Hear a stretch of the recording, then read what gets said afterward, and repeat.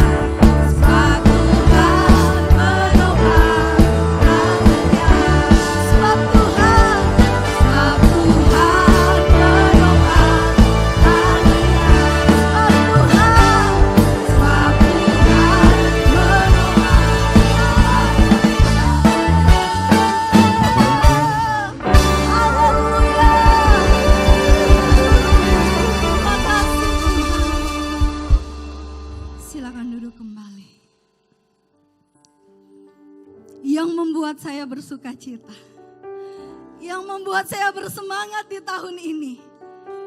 Karena topangan tangan Tuhan, saya melihat Allah yang setia. Tahun-tahun yang lalu, Dia Allah yang menopang saya. Dia Allah yang menopang saudara. Dan hari ini, dalam hadirat Tuhan, di dalam kebaikan Allah, di dalam tahun yang baru, rahmat-Nya yang baru, Tuhan mau kita berkomitmen saudara.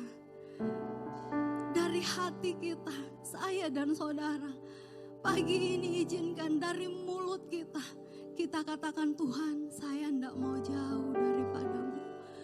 Karena saya tidak bisa jauh daripada Tuhan. Tahun ini bawa aku mendekat kepadamu. Tahun ini bawa aku lebih lagi sujud di bawah mesbah-Mu Tuhan.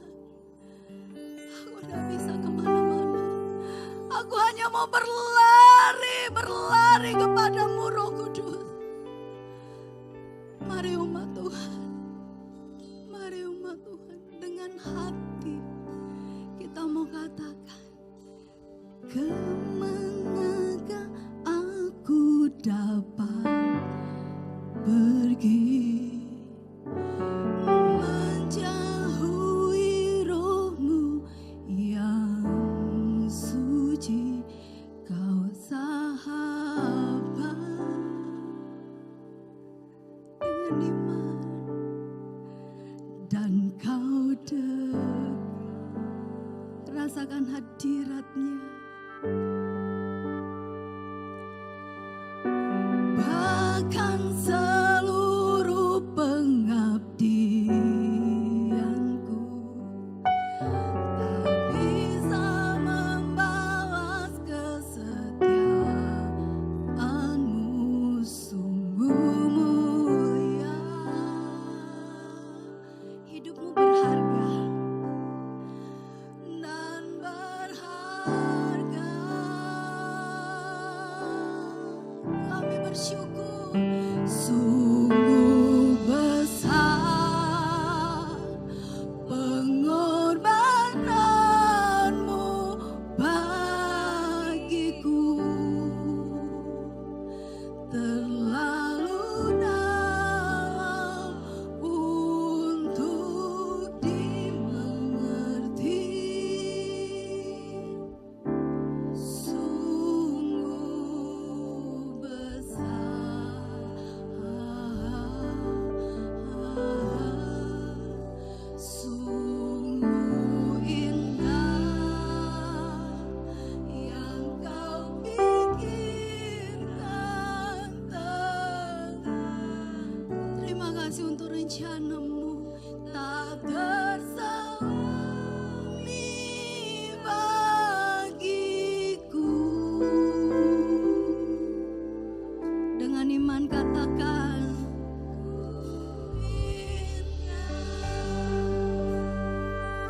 sama-sama katakan dari hatimu, kemanakah aku dapat pergi, menjauhi Roh-Mu yang suci, Kau sahabat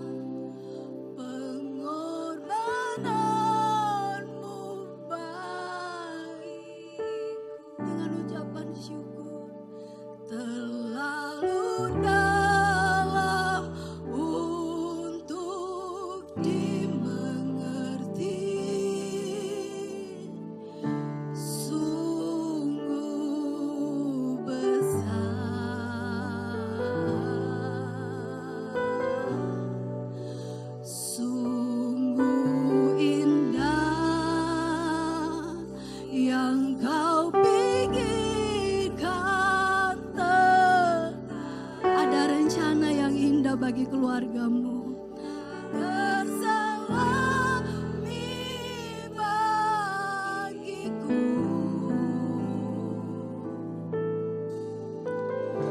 Sungguh, sekali lagi dengan ucapan syukur, sungguh indah. Sungguh besar pengorbanan, dengan ucapan syukur. Oh, haleluya. Terlalu dalam untuk dimengerti. Katakan saudara.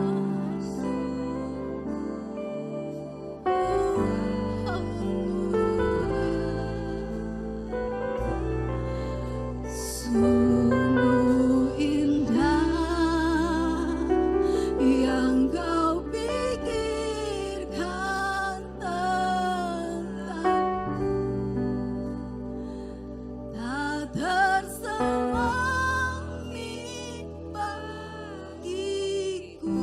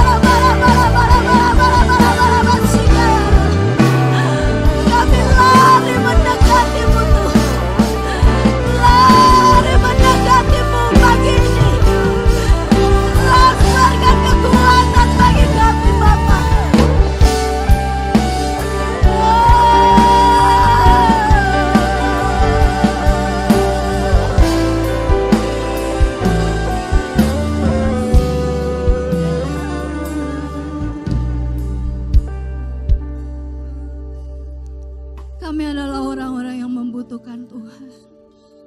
Kami adalah orang-orang yang membutuhkan Engkau Tuhan. Tahun ini kami tidak mau pakai iman nekat Tuhan. Tapi kami mau beriman dengan sungguh-sungguh. Kami tidak mau dengan kekuatan kami. Bukan iman yang melawan arus begitu saja. Tapi ada kekuatan Allah di dalamnya. Sekali lagi Bapa, sekali lagi Roh Kudus, sekali lagi Roh Kudus. Hamba-Mu bersama dengan umat-Mu dari hati kami Tuhan. Kami mau katakan kepada-Mu, kami mau mendekat Bapa. Ku ingin selalu bersekutu denganmu, menikmati hadirat-Mu, biarkan Roh-Mu. Dengan hati undang Roh Kudus.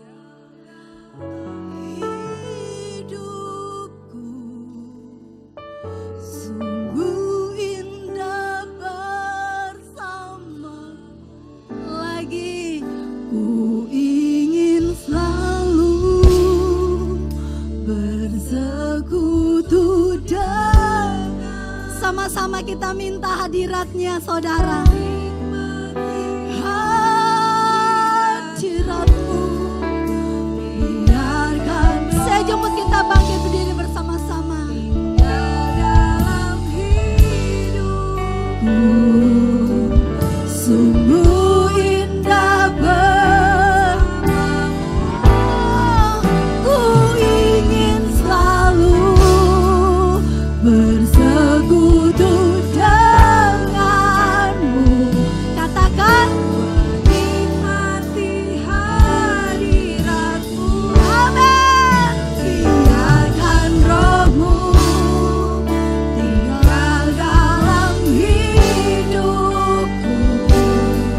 Sungguh indah bersamamu selamanya. Saya percaya kita mau selalu, ingin selalu bersekutu denganmu, menikmati hadirat-Mu. Curahkan Tuhan bagi yang butuh, bagi yang merindukan Roh-Mu. Haleluya. Sekali lagi ku ingin, oh tahun ini, tahun hadirat Allah. Tahun ini tahun penyertaan Allah. Tahun ini kau akan mengalami Hebron saudara. Tinggal dalam hidupku, sungguh indah bersamamu selamanya. Sungguh indah bersama. Amin. Katakan sungguh indah. Sungguh indah lagi dengan imanmu. Sungguh indah bersamamu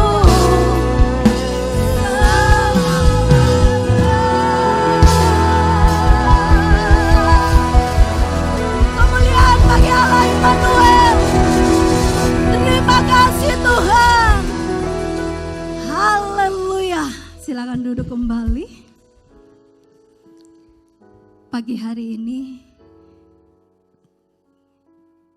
korban persembahan akan dijalankan.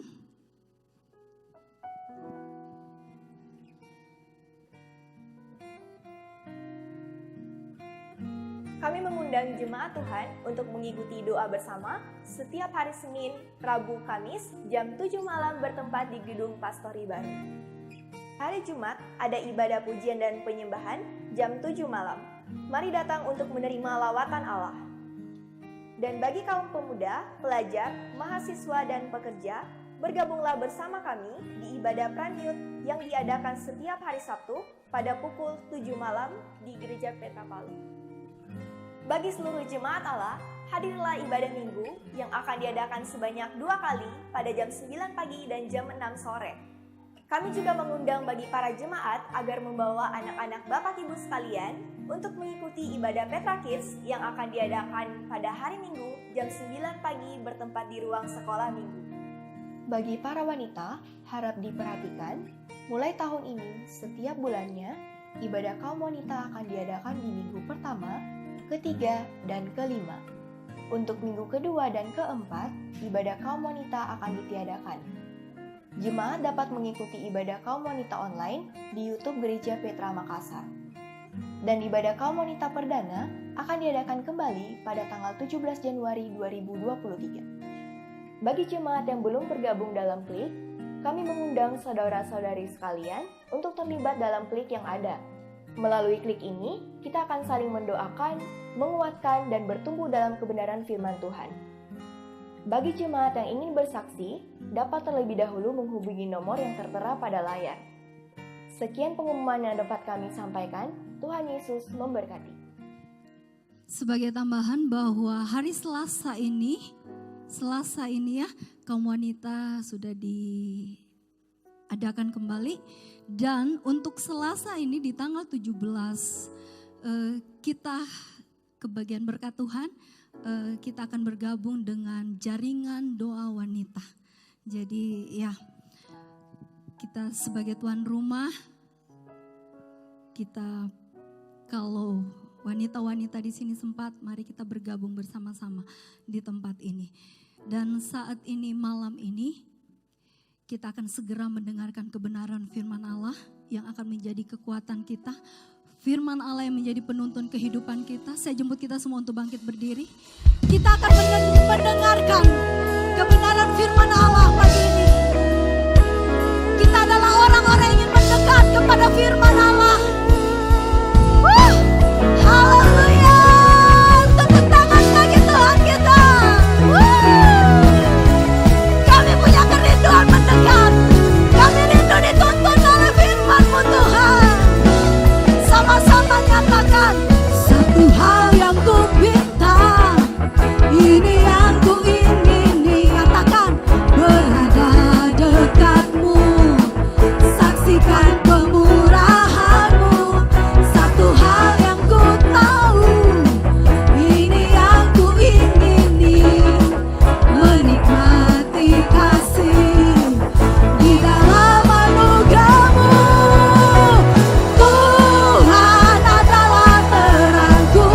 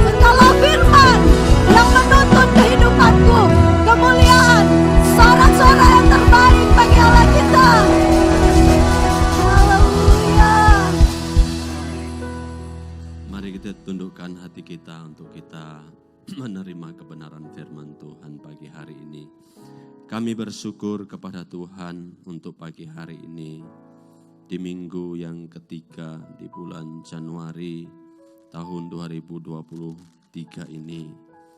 Kami melangkah dengan iman. Kami tidak tahu apa yang ada di hadapan kami. Satu hal yang kami tahu, Tuhan yang kami sembah itu senantiasa bersama-sama dengan kami. Terima kasih Tuhan, terima kasih. Kami serahkan kehidupan kami ke dalam tangan-Mu, dan pagi hari ini kami mau memberi waktu yang terbaik, menyediakan hati yang terbaik untuk kami boleh bersama-sama mendengarkan firman-Mu. Biarlah firman-Mu boleh menjadi penuntun kami di sepanjang jalan hidup kami, sehingga ketika kami lemah, kami dikuatkan. Ketika kami takut, kami diberikan kekuatan yang baru. Ketika tidak ada pengharapan, kami menemukan pengharapan di dalam firman-Mu. Terima kasih Bapa, dan berbicaralah bagi setiap kami, karena setiap kami membutuhkan firman yang keluar dari mulut Allah. Terima kasih di dalam nama Yesus Tuhan. Setiap kita yang siap mendengar firman, mari bersama katakan amin. Beri kemuliaan yang terbaik buat Tuhan kita. Haleluya. Ya, silakan duduk kembali Bapak Ibu saudara-saudara yang dikasihi Tuhan. Shalom. Ya, selamat pagi saudara. Apa kabar di tahun 2023 ini? Saudara gentar. Pujian tadi berkata takkan ku takut ya.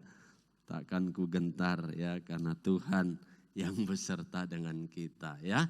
Kita tidak tahu saudara tahun 2023 ini mau jadi seperti apa dan apa yang akan terjadi di tahun-tahun yang akan datang.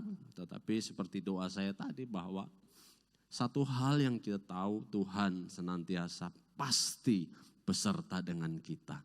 Dan Tuhan itu adalah Tuhan yang setia. Ya, setia bukan hanya Dia tidak akan meninggalkan kita, tetapi menggenapi setiap rencananya dalam hidup kita. Amin saudaraku. Ya, dan judul khotbah saya pagi hari ini, saya beri judul dengan memelihara iman. Ya, saudara mau memelihara iman? Ya, mungkin saudara berkata, kok judulnya memelihara iman sih? Ya, karena memang iman itu perlu dipelihara. Ya, kita akan baca ayatnya dari 2 Timotius 4. 2 Timotius 4 ayat yang ke-7 dan yang ke-8 ya. Ke-6 dulu ya. 2 Timotius 4 ayat yang ke-6 dulu ya. Ya.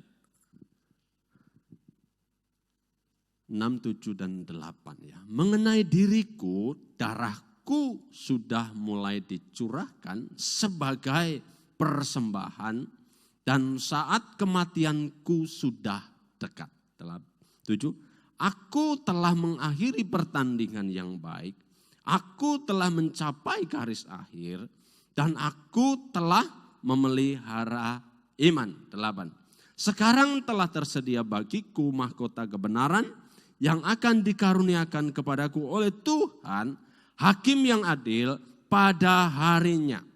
Tetapi bukan hanya kepadaku, melainkan juga kepada semua orang yang merindukan kedatangannya. Mari kita katakan amin. Ya, katakan.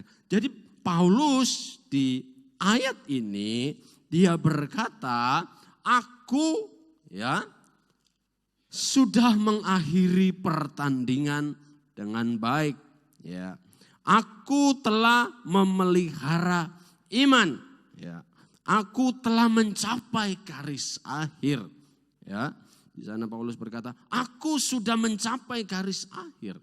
Ini perkataan Paulus. Dia katakan ini saudara menjelang kematiannya. 2 Timotius ini ya adalah surat yang ditulis oleh Paulus. Suratnya yang terakhir, ini ditulis menjelang dia dieksekusi di penjara di Roma. Dan ini saudara merupakan pesan yang disampaikan kepada Timotius ya, Paulus berkata, aku telah mencapai garis akhir. Ini kalau seorang pelari, ya, dia sedang ya menuju kepada garis akhir. Dia bahkan sudah mencapai garis akhir, garis finish. Ya. Dan dia katakan, darahku sudah mulai dicurahkan. Tetapi ada yang menarik di sini, dikatakan ya, Paulus tidak akan pernah bisa mencapai garis akhir. Paulus tidak akan pernah bisa mengakhiri pertandingan yang baik. Saudara, ini poin penting yang menjadi concern kita, yang akan menjadi sorotan kita pagi hari ini. Ya, di ayat yang ke-7 tadi dikatakan, aku telah mencapai garis akhir dan aku telah memelihara iman. Oh, rupanya kunci Paulus untuk bisa dia mencapai garis akhir, untuk dia bisa menyelesaikan pertandingan dengan baik adalah dengan memelihara iman. Coba katakan bersama, memelihara iman. Jadi iman Paulus itu dia pelihara sehingga kalau dia bertanding, dia berlari pada perlombaan iman itu, dia boleh mencapai garis akhir. Nah, bayangkan saudara, kalau imannya tidak dipelihara, saya yakin Paulus tidak akan sanggup menyelesaikan. Ya, ini penting bagi kita sebagai orang-orang percaya, sebagai orang-orang yang hidup ya di tahun ini, yang akan menghadapi tahun-tahun yang akan berjalan. Ya, firman Tuhan berkata bahwa akhir zaman masa akan semakin sulit, keadaan akan semakin sulit. Dan tidak ada hal yang boleh dikatakan. Kalau kita tidak memelihara iman kita, sehingga kita bisa mencapai garis akhir. Seperti yang Paulus tulis di sini. Nah, kenapa iman itu kok harus dipelihara? Atau apa iman itu sehingga iman itu harus dipelihara, saudara? Ya, iman itu sederhananya begini. Aku percaya kepada Allah yang hidup. Ya, yang kalau iman yang benar ya, aku percaya kepada Yesus Kristus sebagai Allah yang menyelamatkan aku, yang sudah diutus dan menebus hidupku sehingga aku memperoleh keselamatan. Saudara, sederhana aja. Tetapi iman bukan hanya seperti itu. Tetapi iman adalah bagaimana kita bisa mempercayakan diri kita kepada Allah. Makanya waktu Abraham percaya, dia tidak hanya percaya kepada Allah yang berfirman, tinggalkan negerimu. Oh ya, aku percaya ada Allah yang benar. Bukan hanya itu. Tetapi waktu Abraham mendengar, tinggalkan negerimu, dia betul-betul melangkah. Waktu Allah berfirman, berikan anakmu, persembahkan anakmu. Dia tidak hanya berkata, terima kasih engkau Allah yang benar sudah berfirman kepadaku. Tetapi dia benar-benar menyerahkan anaknya. Jadi iman adalah ada unsur penyerahan hidup kita. Makanya dalam bahasa Inggris ditulis dengan kata trust. Bukan hanya believe. Kalau believe itu aku percaya ada Allah yang hidup, itu believe, yakin. Enggak ragu, oh tidak ragu. Allah yang menciptakan langit dan bumi, ragu? Tidak ragu. Tetapi trust itu kita berani menyerahkan hidup kita kepada Allah yang menciptakan langit dan bumi. Saudara, nah apa itu iman? Sehingga iman itu harus dipelihara. Saudara, iman itu bisa naik, bisa turun, bisa flat, bisa datar. Ya, punya dinamika. Ya, iman itu berdinamika. Makanya iman itu harus dipelihara. Jangan sampai kalau kita jatuh, kita tersungkur. Tetapi firman Tuhan katakan orang benar jatuh tidak akan tergeletak. Ya, saudara, perjalanan iman kita ini, ya kalau ada satu kata bijaksana berkata, ya orang bilang, kehidupan itu seperti roda, sedang di atas, sedang di bawah, putar-putar begitu, seperti siklus gitu. Tetapi orang benar tidak begitu. Ya. Amsal katakan apa? Hidup orang benar itu seperti cahaya fajar di tengah hari. Sampai rembang di tengah hari itu artinya apa? Terus naik dan satu saat mencapai puncak. Mencapai sesuatu yang maksimal. Itu artinya.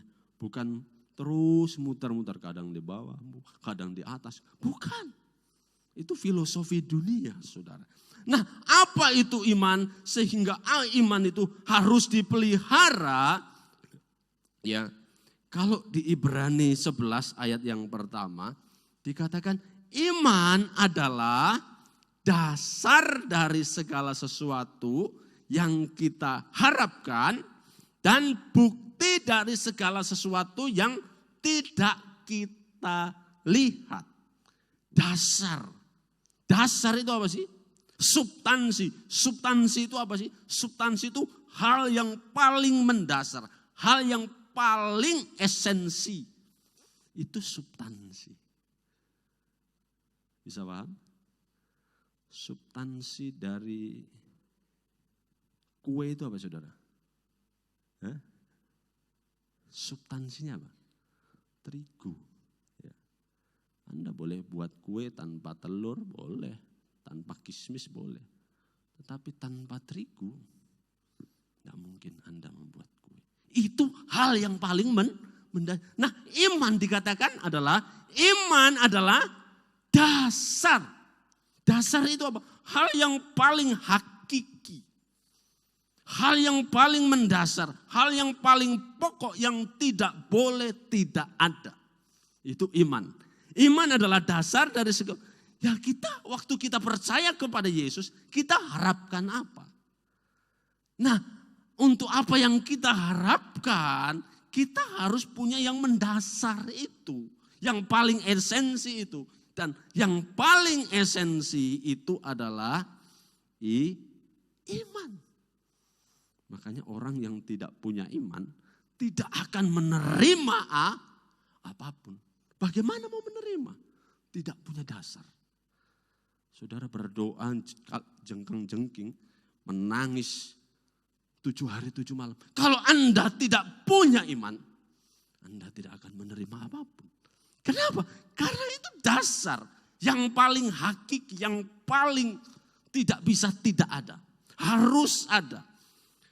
Dasar dari yang kita harapkan, tapi bukan hanya dasar, dikatakan bukti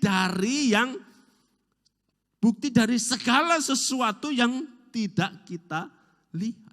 Bukti dari segala sesuatu yang tidak kita lihat.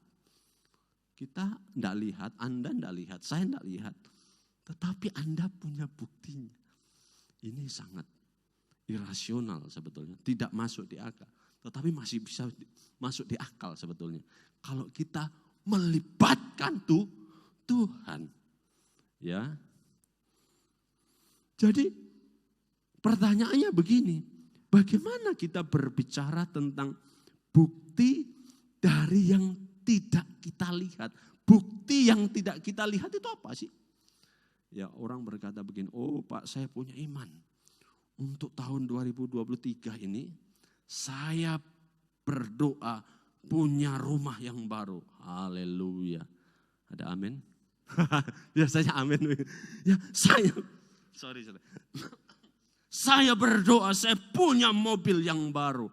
Wah, itu Pak memang belum saya lihat saat ini. Tetapi kalau saya beriman, sesuatu yang tidak kita lihat, saya lihat itu pasti nanti suatu saat akan Tuhan berikan.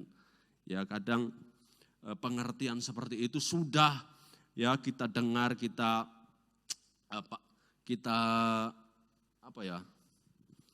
cerna begitu lama. Tetapi pagi hari ini saya mau katakan yang dimaksud ayat ini bukan sesuatu yang sebenarnya memang belum kita lihat tetapi ada. Tetapi yang di sini dikatakan adalah bukti yang betul-betul tidak kita lihat. Nah, yang tidak kita lihat itu masalahnya apa, saudara?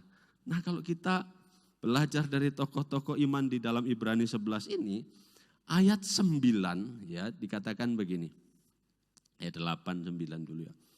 Karena iman Abraham taat ketika ia dipanggil untuk berangkat ke negeri yang akan diterimanya menjadi milik pusakanya. Ini Abraham belum lihat loh. Ya, Abraham taat. Tahun itu kan belum ada map, saudara. Jadi dia nggak lihat. Ini mau kemana, aku mau kemana, mau jalan ke arah mana, dia nggak tahu. Ya, dia hanya berdasarkan tuntunan Tuhan. Ya, berangkat ke negeri yang akan diterimanya untuk menjadi milik pusakanya. Lalu ia berangkat dengan tidak mengetahui tempat yang ia tujui. Ayat 9. Karena iman ia diam di tanah yang dijanjikan itu seolah-olah di suatu tanah yang asing. Dia menerima tanah itu? Dia menerima. Ini perhatikan. Karena iman ia diam.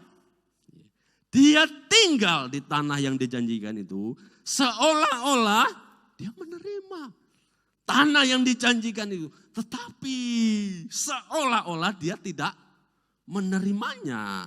Seolah-olah ya di suatu tanah asing.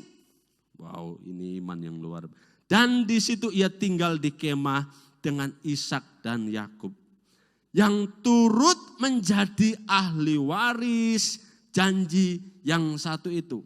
Ya, ayat 10. Sebab ia menanti-nantikan kota yang mempunyai dasar yang direncanakan dan dibangun oleh Allah. Jadi Abraham walaupun dia dijanjikan akan diberikan satu tanah, yaitu tanah perjanjian, tanah Kanaan. Tetapi waktu dia diam di situ, dia tidak pernah membuat satu rumah yang permanen. Dia membuat kemah. Dia selalu berpindah-pindah. Abraham ya menjadi orang nomaden yang selalu berpindah-pindah. Ayat 10 tadi katakan apa? Sebab ia menanti-nantikan kota yang mempunyai dasar, yang direncanakan dan dibangun oleh Allah. Ini kota apa, saudara? Ya? Kota yang mempunyai dasar, dibangun oleh Allah. Ini kota apa? Ya. Ayat 14.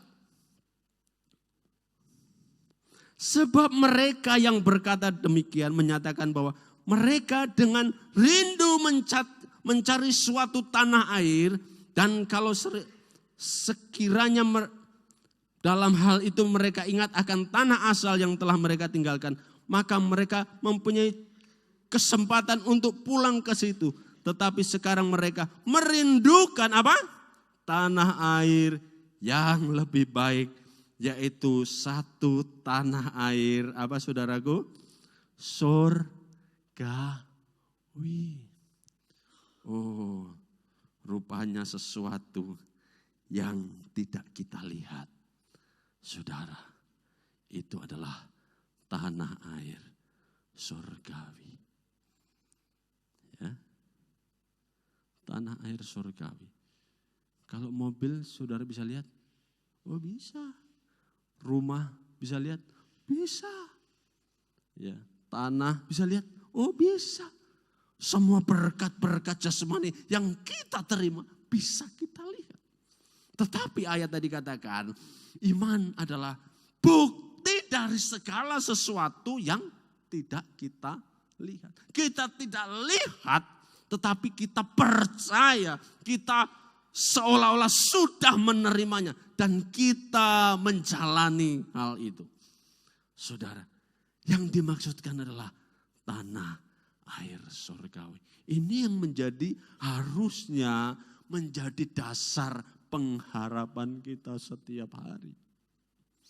Amin, saudaraku. Sesusah-susahnya hidup, seberat-beratnya hidup, kalau orang itu punya pengharapan, dia akan tetap bisa menjalani hidup itu. Ya, ada yang diharapkan di depan. Ya, tetapi sehebat-hebatnya hidup, sesenang-senangnya hidup, tetapi kalau orang itu tidak punya harapan di depan sana, dia nggak punya tujuan hidup, saudara. Hidupnya sembarangan, hidupnya kacau balau. Kalaupun dia punya uang, dia akan pakai uangnya untuk hal-hal yang tidak benar. Kenapa? Ya karena dia tidak punya harapan akan hidup ini. Ya. Di situ dikatakan bukti dari segala sesuatu yang tidak kita lihat itu adalah tanah air surgawi itu loh. Ya. Saudara, makanya walaupun kita susah-susah di dunia, ya, haleluya. Kalau suatu saat nanti boleh sampai di tempat istirahat yang kekal, tanah air surgawi, ada sukacita selama-lamanya. Amin. Jangan sudah susah di dunia, susah lagi di sana. Aduh, saudara, susah di dunia, susah lagi, tidak punya tanah lagi di tanah air surgawi, tidak punya bagian lagi di tanah air surgawi. Ya, tapi saya harap tidak terjadi di tempat ini. Nah, dasar ini yang harusnya menjadi pengharapan kita. Dasar ini yang harusnya kita letakkan di dalam kehidupan kita. Nah, karena kalau kita baca Ibrani 11 ini dari pasal 1 sampai pasal terakhir, di situ menceritakan orang-orang yang punya pengharapan dan dikatakan mereka tidak menerima apa yang dijanjikan di dalam dunia ini. Tetapi mereka hanya melambaikan, saudara. Nah, dasar ini yang harus benar di dalam kehidupan kita. Ya, karena kalau dasarnya salah, pasti bangunannya salah. Betul? Kalau dasarnya miring, bangunannya pasti miring. Karena dasar ini menentukan, saudara. Ibarat sebuah bangunan, sebuah gedung ini. Ya, kalau dasarnya tidak kokoh, dasarnya tidak kuat, dasarnya dibangun asal-asalan, dasarnya apalagi salah, sebagus apapun bangunan ini, pasti dia tidak tahan uji. Ya, waktu gempa itu aman Om ya? Aman. Kenapa? Saya yakin dasar dari bangunan ini kokoh sekali. Ya. Gempa begitu besar, tidak terjadi sesuatu yang fatal di atas gedung ini. Terlebih tidak ya mencelakakan kehidupan kita. Ya. Kenapa banyak orang membangun aksesorisnya begitu hebat, ya. Fasilitasnya begitu lengkap, tetapi dasarnya, bangunannya, pondasinya tidak kokoh. Begitu digoyang, bukan hanya bangunannya yang rusak, manusianya juga celaka. Berbahaya sekali, saudara. Nah, dasar yang dibangun ini harus benar. Makanya dasar ini tidak boleh ya kita kemudian mempunyai dasar yang salah. Bahwa iman adalah dasar. Sesuatu yang kita harapkan itu apa? Yang kita harapkan adalah tanah air surgawi. Itu dasar. Nah, Paulus dikatakan dalam 1 Korintus 3. 1 Korintus 3 ayat yang ke-10 dan 11. 1 Korintus 3 ayat 10. 3 ayat 10. Sesuai dengan kasih karunia Allah yang dianugerahkan kepadaku. Aku sebagai seorang ahli bangunan yang cakap telah meletakkan dasar. Dan orang lain membangun terus di atasnya. Tetapi tiap-tiap orang harus memperhatikan bagaimana ia harus membangun di atasnya. 11. Karena tidak ada seorang pun yang dapat meletakkan dasar lain daripada dasar yang diletakkan, yang telah diletakkan. Yaitu apa saudara? Yesus Kristus. Makanya waktu saudara percaya kepada Yesus, itu sebagai dasar. Nah, masalahnya Yesus yang Anda percaya itu Yesus yang bagaimana? Ini penting sekali. Yesus yang saya dan saudara percaya itu Yesus yang bagaimana? Sehingga kalau kita mempercayai Yesus sebagai dasar, ini akan membangun satu pondasi yang kokoh. Yesus yang bagaimana yang kita percaya ini? Ya, saudaraku, ya banyak orang memang percaya Yesus sebagai Tuhan dalam hidupnya. Tetapi dasarnya apa? Dasarnya Yesus yang bagaimana? Banyak orang berkata, oh Yesus itu sang pembuat mujizat. Yesus itu sang penolong. Yesus itu yang menyelamatkan saya dari masalah-masalah ekonomi lah, masalah sakit penyakit lah. Yesus yang mengangkat keluarga saya. Yesus yang memberkati ketika saya tidak apa-apa. Aku berseru, Yesus mengadakan. Ya memang itu betul. Tetapi saya mau katakan, itu bukan dasar yang mau Tuhan bangun. Ya saudara, kitab Ibrani adalah kitab yang mendorong umat itu jangan sampai mereka meninggalkan iman kepada Yesus Kristus. Ya, pada waktu itu, ya kalau kita belajar kitab ini, kitab Ibrani adalah satu dorongan, saudara. Kenapa kok jemaat Ibrani yang ada di kota Roma ini perlu didorong? Karena mereka tidak mau meninggalkan iman yang selama ini mereka percayai. Ya.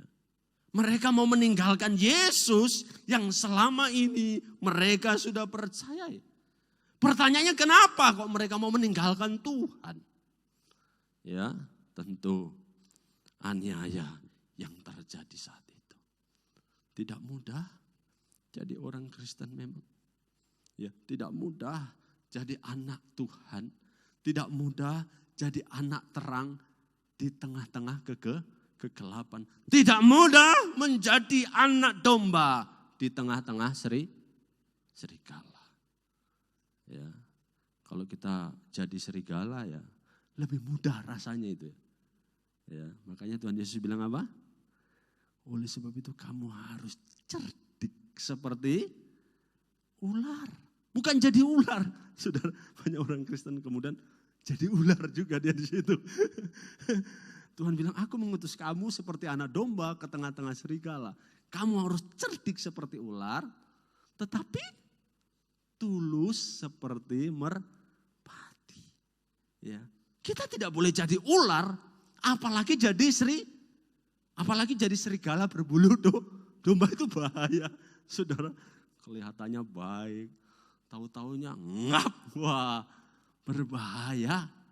Saudara, nah saudara, ini menjadi penting karena jemaat Ibrani itu di kota Roma hendak mau mengundurkan diri dari iman. Saudara, makanya kalau saudara baca ya di sana ada kemurtatan ya.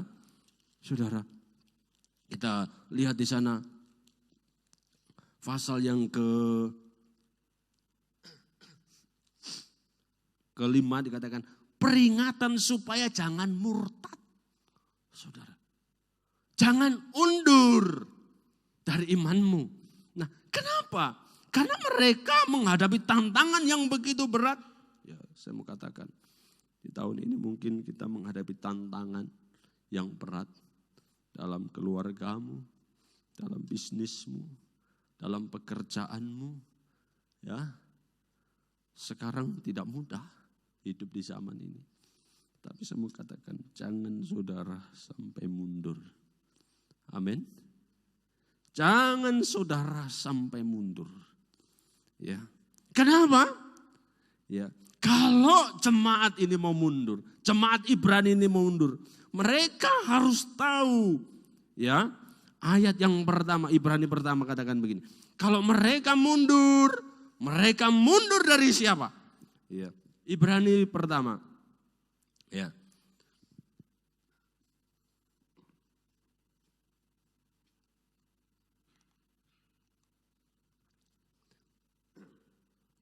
Ibrani pertama, ya. Judul perikop itu dikatakan begini. Allah berfirman dengan perantaraan anaknya. Perikop yang kedua ayat yang kelima dikatakan, anak Allah lebih tinggi daripada malaikat. Nah, rupanya saudara, kalau jemaat Ibrani ini mau mundur, mereka mundur dari anak Allah yang maha tinggi. Saudara, mundur dari anak Allah yang maha tinggi, yang sudah menyatakan dirinya. Ya, ayat yang kedua, Ibrani 1 ayat kedua. Maka pada zaman akhir ini ia telah berbicara kepada kita dengan perantaraan anaknya yang telah ia tetapkan sebagai yang berhak menerima segala yang ada. Jadi kalau orang mau mundur dari Yesus, mereka sedang mundur dari anak Allah yang maha tinggi, yang telah menyatakan dirinya. Saudara, ayat tadi katakan, pada zaman dulu Allah telah berulang-ulang berfirman melalui nabi-nabinya. Dan pada zaman akhir ini dia berfirman khusus melalui anaknya. Coba bayangkan, kalau Allah tidak berfirman, celaka hidup kita, celaka. Ya. Kita jatuh dalam dosa. Allah tidak berfirman, ada keselamatan? Tidak ada. Waktu dunia begitu gelap, ya, apa yang Allah katakan? Allah berfirman. Waktu kacau balau dunia ini, Allah berfirman. Waktu manusia jatuh dalam dosa, Allah berfirman. Nah, kalau kita mau mundur dari anak Allah yang sudah berfirman, yang sudah menyatakan dirinya itu, aduh, betapa ruginya kita. Betul? Banyak orang mundur, saudara. Karena faktor ekonomi, undur dari iman. Karena faktor percintaan, undur dari iman. Ada juga faktor pelayanan, undur dari iman. Ada juga faktor keluarga, undur dari iman. Sudah tidak mengikut Kristus lagi. Saudara, saya punya kesaksian. Teman dari mama saya itu mama saya itu hampir 80 umurnya. Dan ini teman gereja ini dari muda, ini orang sudah percaya. Tetapi di akhir-akhir masa tuanya, saudara tahu, hanya karena perkataan yang sedikit, yang dia tidak tahu tentang iman Kristen, dia segera meninggalkan imannya. Sayang. Ini sama dengan orang menukar berlian dengan kelereng. Saudara mau kelereng? Di rumah saya banyak. Anak saya juga main kelereng. Ya. Banyak kelereng. Beli 5.000 dapat satu plastik. Gak ada harganya. Tetapi berlian, bermiliar-miliar harganya. Tetapi banyak orang mau tukar berlian itu hanya dengan batu kelereng yang tidak ada harganya. Ya. Kenapa orang bisa seperti itu? Karena dasar yang dibangun tadi itu salah. Ya. Ketika terjadi goncangan, ya, kemudian mereka segera meninggalkan, ya, apa yang mereka pegang selama ini. Ya. Yang kedua, kalau mereka mundur dari Yesus yang menjadi perantara kita. Ya. Orang Kristen itu orang paling berbahagia. Ya. Kenapa saya katakan berbahagia? Kekristenan adalah satu-satunya agama di dunia yang punya perantara untuk menjadi keselamatan, ya, dalam hidup orang yang mempercayai. Ya. Kita punya perantara. Ibrani 1 ayat 18 katakan, bukan 1 ya. 2.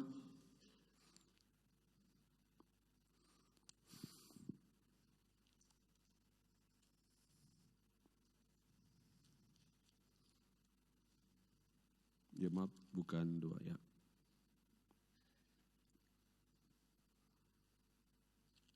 Ibrani 4 ayat 14 ya. 4 ayat 14. Karena kita sekarang mempunyai imam besar agung yang telah melintasi semua langit, yaitu Yesus anak Allah. Baiklah kita berpegang teguh pada pengakuan iman kita.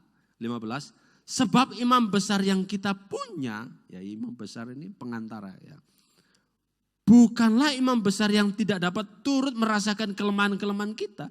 Sebaliknya sama dengan kita, ia telah dicobai, hanya tidak berbuat dosa. Jadi Yesus sebagai imam besar itu menjadi pengantara kita.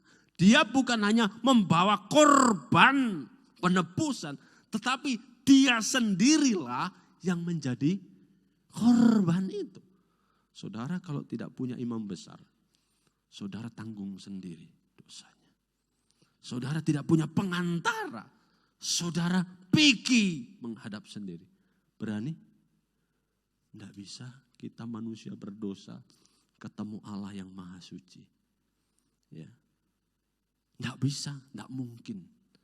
Mati kita. Makanya waktu Musa ketemu dengan Allah di Gunung Sinai. Ya. Ada apa di atas gunung itu? Kilat menyambar-nyambar, awan gelap hitam. Ya. Ada api di atas itu. Dan orang Israel katakan apa? Jangan Tuhan berbicara kepada kami. Nanti kami mati. Biarlah Musa saja yang bertemu Tuhan. Saudara, waktu Musa selesai ketemu Tuhan, waktu dia turun ketemu umat, apa yang terjadi? Wajah Musa bersinar. Wajah Musa penuh dengan kemuliaan. Dan Musa kemudian menudungi mukanya dengan selubung. Saudara, jadi kita punya pengantar. Ya, kita punya wakil kita. Orang Kristen tidak perlu pengantara apapun. Ya, jangan saudara pikir pendeta itu pengantara saya. Bukan. Pengantara saudara siapa? Imam besar Yesus Kristus. Sehingga ayat 16 tadi katakan begini. Sebab itu marilah kita penuh keberanian. Menghampiri tahta kasih karunia. Supaya kita menerima rahmat dan menemukan kasih karunia. Untuk mendapat pertolongan kita pada waktunya. Kita penuh dengan keberanian menghampiri tahta kasih karunia. Kenapa? Karena kita mempunyai pengantara, yaitu Yesus Kristus. Saudara, imam besar itu diibaratkan seperti sebuah jembatan, ya, yang menghubungkan antara dua pihak. Ya, dalam bahasa Latin ditulis dengan pontifex, itu artinya pembangun jembatan. Jembatan itu. Jadi misalnya saya mau ke Donggala, saya harus lewat jembatan. Jembatan apa? Tipo itu. Ada jembatan itu. Nah kalau saya nggak lewat jembatan itu nggak bisa. Nah itulah imam besar. Dia menghubungkan antara Allah dan manusia dengan kepada Allah. Itu fungsi imam besar. Saudara. Nah kalau yang menjadi pengantara ini kita mau tinggalkan, siapa yang menjadi pengantara kita? Hanya dialah Yesus Kristus yang layak mewakili kita di hadapan Allah.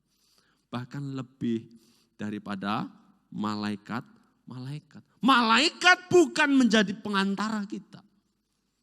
Ya, malaikat hanya utusan yang menolong kita. Tetapi bukan menjadi pengantara kita. Jangan saudara pikir kalau mau ketemu Allah, saya lewat malaikat dulu. Tidak. Ya. Bukan. Hanya melalui Yesus Kristus. Nah kalau ini mau ditinggalkan, betapa ruginya saudara. Ya, betapa ruginya. Sama orang mau tukar emas dengan seng. Rugi tidak? Apa bandingannya? Tidak ada bandingannya. Ya, tetapi banyak orang justru menjualnya. Ya, membeli yang barang yang tidak berharga ini. Menjual yang apa bernilai. Makanya ajarkan kepada anak-anak saudara. Yesuslah berlian itu. Yesuslah permata itu. Jangan sampai tukar dengan apapun. Mungkin masalahmu berat, pergumulanmu berat, tantanganmu tidak mudah. Ya, tetapi saya mau katakan jangan sampai kita mau menjual yang berharga ini. Menukar dengan sesuatu yang tidak ada nilainya. Nah, saudara, bagaimana kita bisa memelihara iman kita ya? Tadi saya sudah jelaskan mengapa kita harus pelihara iman kita. Ya, bagaimana kita bisa memelihara iman kita? Bagaimana cara kita memelihara iman kita ini? Hari ini kita banyak belajar dari kitab Ibrani ya. Dalam Ibrani 12, ini kayaknya agak lama ini saudara. Enggak apa-apa ini. Ya, Ibrani 12, ya tidak ya. Ibrani 12 ayat yang pertama katakan begini. Karena kita mempunyai banyak saksi. Ya, banyak saksi itu apa sih? Banyak penonton gitu ya. Karena kita mempunyai banyak penonton, saksi, bagaikan awan yang mengelilingi kita. Ya, ini kan seperti sebuah arena pertandingan perlombaan. Ya, marilah kita menanggalkan semua beban dan dosa yang begitu merintangi kita dan berlomba dengan tekun dalam perlombaan yang diwajibkan bagi kita. Oh, rupanya supaya kita dapat berjuang, berlomba dengan baik. Ayat tadi katakan apa? Marilah kita menanggalkan semua beban. Saudara bisa kalau saudara berlomba dengan membawa beban? Ayo lomba lari. Bawa karung, beras karung 50 kilo. Saudara akan celaka. Saudara akan jatuh. Mungkin saudara tidak akan sampai finish. Makanya waktu berlomba itu, ayat ini katakan, marilah kita menanggalkan semua beban. Apa yang membebani hidupmu? Saya tidak katakan saudara tidak peduli dengan masalahmu, tidak. Jangan sampai masalah-masalah hidupmu. Ya, setiap kita punya masalah, amin. Tidak usah dibesar-besarkan masalah. Pendeta punya masalah, jemaat punya masalah, suka berdoa punya masalah, tidak suka berdoa juga punya masalah. Pasti ada masalah. Kalau mau tidak ada masalah gampang. Ya, di kuburan. Orang tidak punya, itu pun belum tentu. Siapa tahu dia bermasalah di surga sana. Ya. Setiap kita pasti punya masalah. Tetapi yang mau ditekankan ayat ini, jangan sampai masalah-masalah hidup. Ya, tadi saya ketemu dengan seorang ibu, saya katakan, mana bapak? Aduh, bapak sudah begini. Dalam hati saya terenyuh.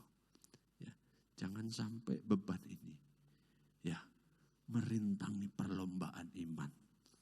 Ya, sehingga kita menjadi gagal dalam perlombaan iman itu. Jangan. Terus berlomba. Ya. Menanggalkan semua beban. Ya. Ini bukan berarti kita tidak peduli dengan masalah kita. Tidak usah diselesaikan masalah kita. Selesaikan.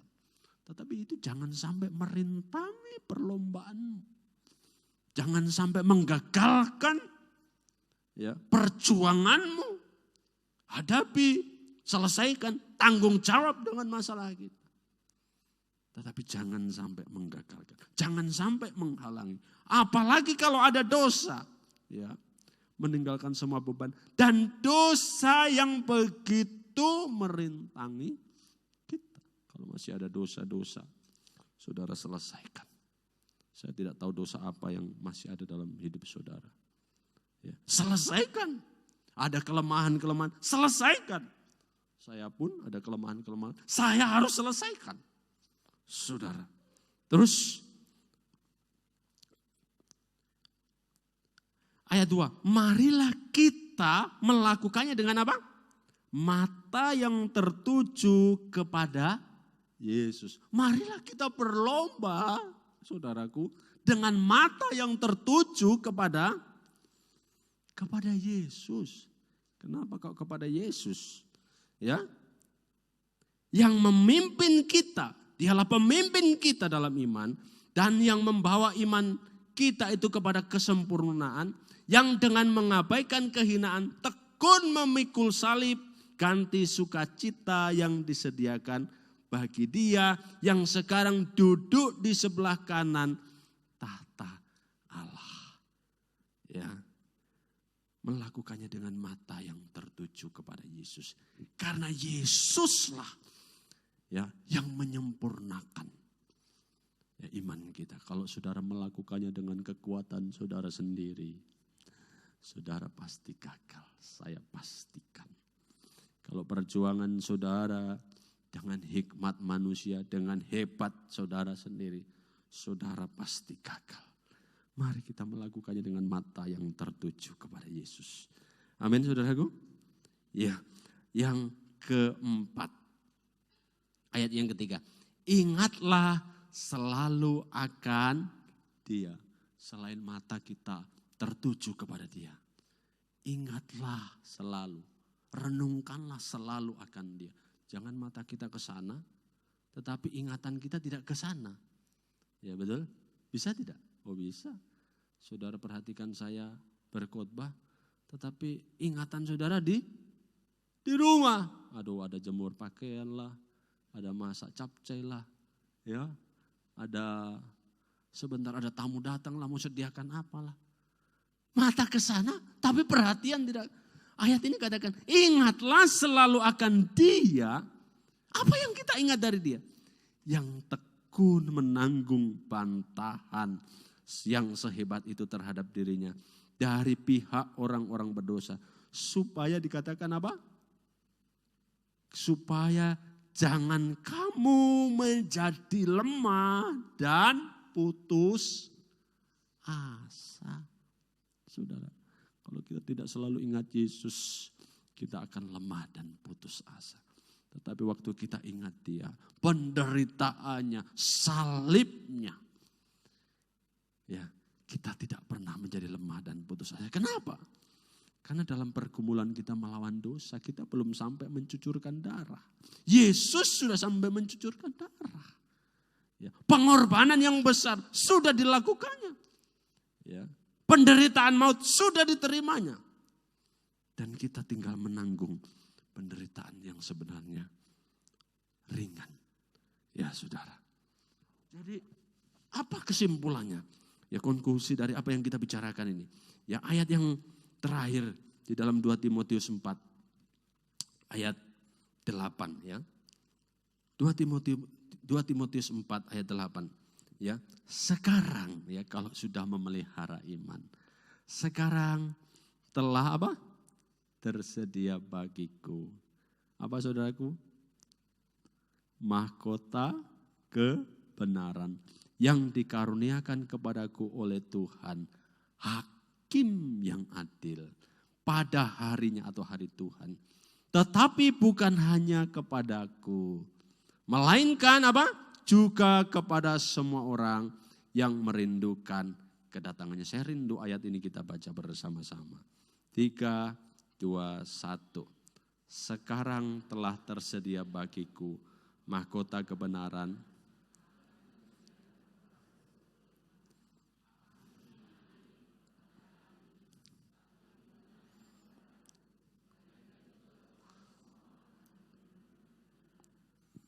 Amin. Saudara akan menerima mahkota kebenaran. Kalau saudara mau tetap berjuang. Ya, tim ICT boleh dipersiapkan. Saya rindu memutar satu video untuk saudara.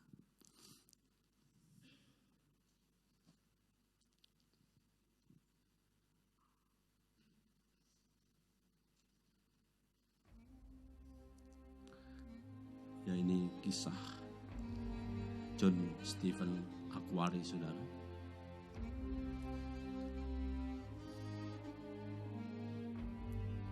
Ya, dia mengikuti Olympic Games di Mexico City tahun 1968,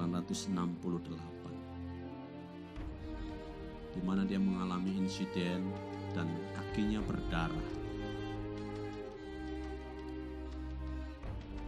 Walaupun dengan kaki yang berdarah, ya, dia terjatuh, bangun lagi, jatuh, bangun lagi. Tetapi satu hal yang menginspirasi banyak orang, dia terus mau berlomba. Dia tidak mau menyerah, saudara. Sampai malam semua atlet yang lain sudah meninggalkan stadion ini. Ini pemenangnya ya. Ya. Tetapi John Stephen Akhwari tetap terus, walaupun dengan kaki yang pincang-pincang. Ya.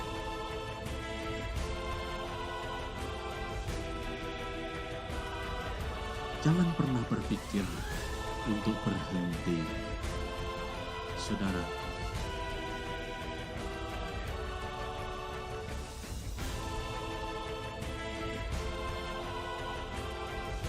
Dia berkata, negara saya mengirim saya bukan hanya untuk memulai perlombaan, ya, tetapi untuk menyelesaikan perlombaan.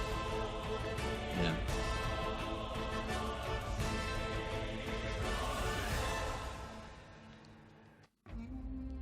Ya. Saudara, kalau atlet yang di dunia ini saja sampai seperti itu, terlebih kita, orang percaya, amin. Motivasinya apa dia? Medali. Motivasi kita apa? Di sana ada satu pribadi yang setia menunggu kita, siap memberikan kepada kita mahkota kehidupan. Amin. Saya undang pelayan untuk maju ke depan.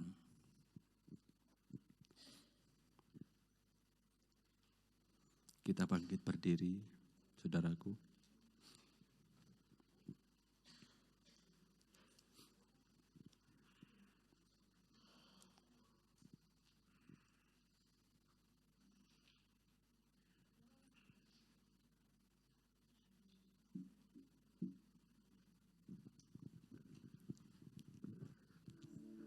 Mari kita arahkan hati kita kepada Tuhan. Engkau perisaiku, benar Tuhan. Saat pada hidup menerpaku, firman-Mu di dalamku, tenangkan jiwaku, ku kan berdiri di tengah badai, dalam kekuatan yang Kau berikan, sampai kapanpun ku kan bertahan, karena Yesus selalu menopang.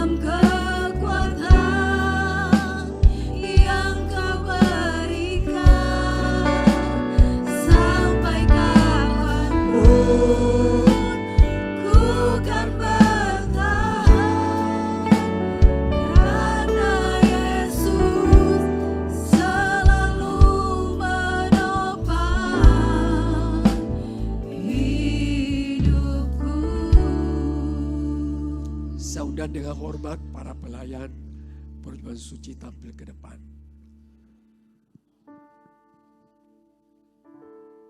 Haleluya.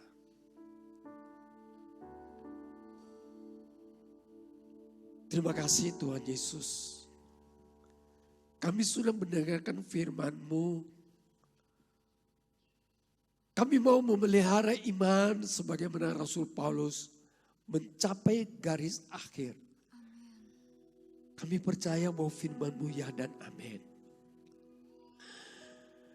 Oleh karenanya Tuhan, pada siang hari ini kuduskan kami semua dengan darah-Mu, agar kami siap menyambut tubuh dan darah-Mu, agar kami dapat mencapai garis akhir untuk memasuki dalam kerajaan-Mu yang kekal sampai selama-lamanya. Terima kasih Tuhan. Kami percaya memasuki tahun baru yang penuh dengan kegelapan. Hanya menyambut firman-Mu dan tubuh dan darah-Mu, agar kami dapat mencapai garis akhir untuk menerima mahkota kebenaran. Kami percaya janji-Mu ya dan amin. Kami mengucap syukur di dalam nama Tuhan Yesus Kristus. Amin. Silakan duduk. Dengan darah-Mu Kau tebus dosaku, Dengan nyawa-Mu Kau tukar hidupku. benar Tuhan. Kini aku sepenuhnya milik-Mu. Akulah anak-Mu. Amin. Dengan darah-Mu Kau tebus dosaku, dengan nyawa-Mu Kau tukar hidupku. Kini aku sepenuhnya milik-Mu. Akulah anak-Mu. Yesus, Yesus. Yesus, Yesus, Yesus, ku berseru. Amin. Yesus, Yesus, ku panggil nama-Mu. Pengabdianku hanya padamu. Yesus, Yesus, Engkaulah Bapa.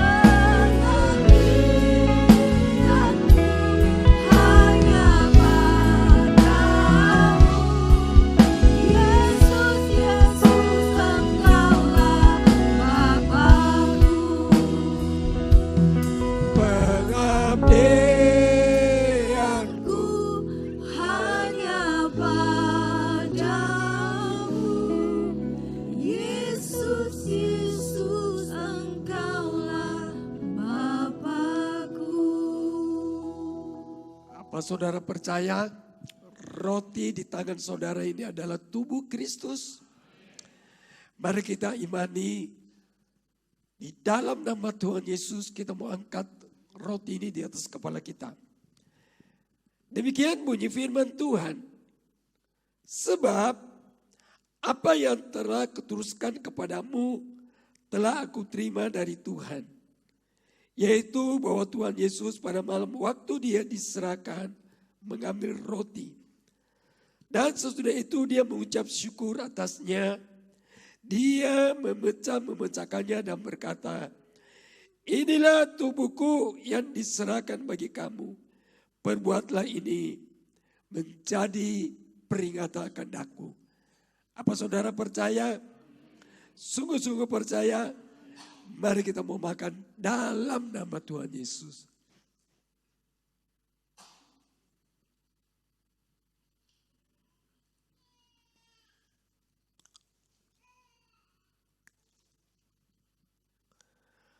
Terima kasih Tuhan.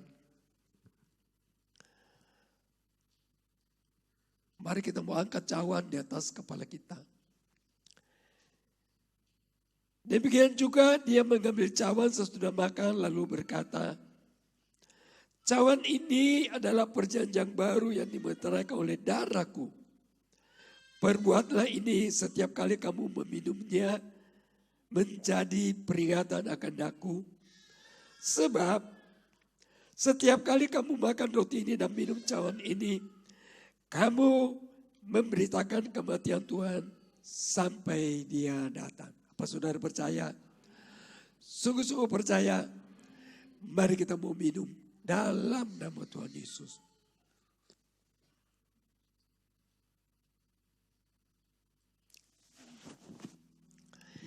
Yesus, Yesus, Yesus, ku berseru. Yesus, Yesus, ku panggil namamu. Pengabdianku hanya padamu. Yesus, Yesus, Engkaulah Bapa-Ku. Amin, amin. Yesus. Yesus, Yesus, Yesus, ku berseru. Yesus, Yesus, ku panggil namamu. Pengabdianku hanya padamu. Yesus, Yesus, Engkaulah Bapa-Ku. Yesus, Yesus. Yesus, Yesus, Yesus, ku berseru. Yesus, Yesus, ku panggil namamu.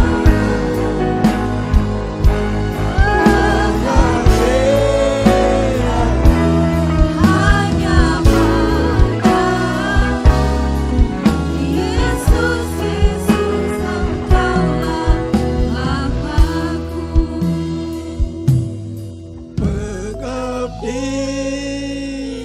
Ku hanya padamu. Yesus, Yesus, Engkaulah Bapa-Ku. Mari kita sembah Dia. Haleluya. Kami menyembah-Mu Tuhan. Terima kasih Yesus. Glory.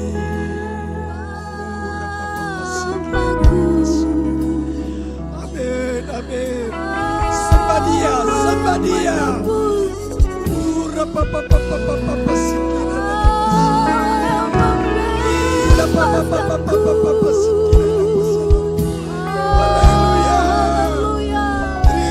kasih Tuhan.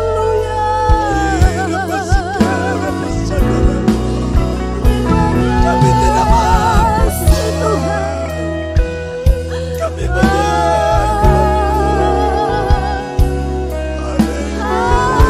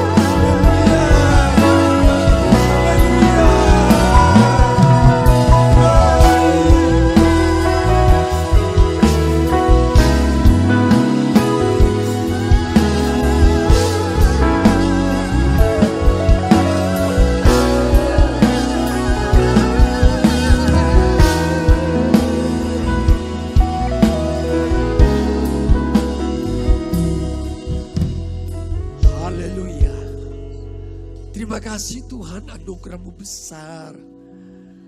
Kami percaya Engkau berkati seluruh umat-Mu dengan urapan yang baru. Amin.